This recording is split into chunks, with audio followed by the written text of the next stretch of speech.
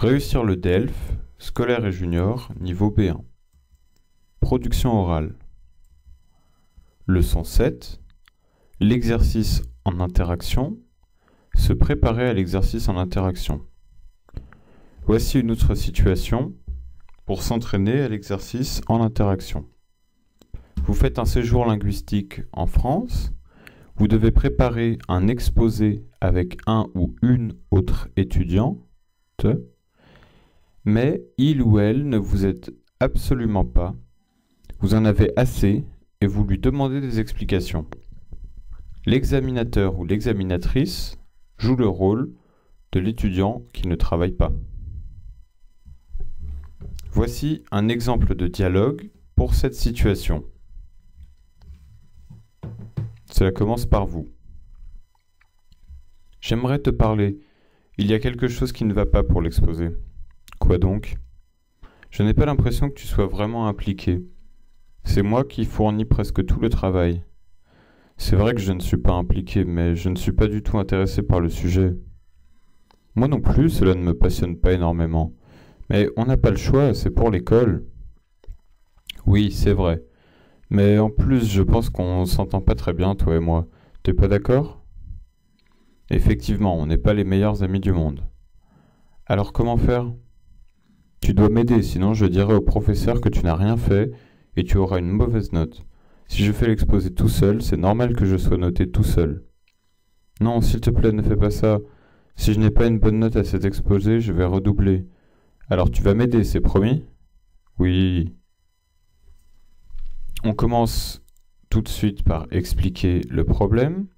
Il y a quelque chose qui ne va pas pour l'exposé. Le manque d'implication. Je n'ai pas l'impression que tu sois impliqué. Et le principal problème, c'est que c'est vous qui fournissez tout le travail. On a une première explication de l'étudiant. Je ne suis pas intéressé par le sujet. Réponse, vous non plus.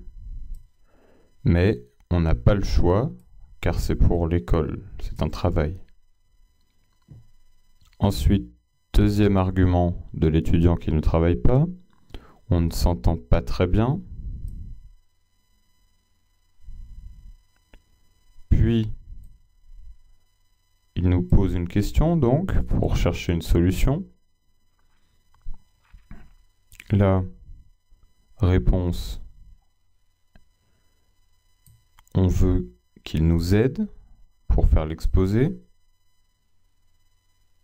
car effectivement, si on fait un exposé tout seul, c'est normal qu'on ait une note tout seul. Il n'y a pas de raison que l'autre étudiant ait la même note s'il n'a rien fait. L'autre étudiant ne veut pas redoubler. Il lui faut une bonne note. Il va donc nous aider pour l'exposé. Deuxième exemple, vous faites un séjour linguistique en France. Vous logez dans une famille d'accueil, donc une famille française qui vous accueille pour la durée de votre séjour.